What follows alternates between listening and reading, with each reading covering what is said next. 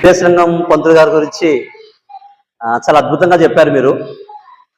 బ్రహ్మధ్యాన సత్సంగం అనేది మా ఆధ్యాత్మిక సేవా సంస్థ ఈ కాకినాడ రాజమండ్రిలో కూడా ఉంది. కందుకూరి వీరేశలింగం పంతులు గారు ప్రారంభించిన యజ్ఞానికి కొనసాగింపే బ్రహ్మధ్యాన సత్సంగం.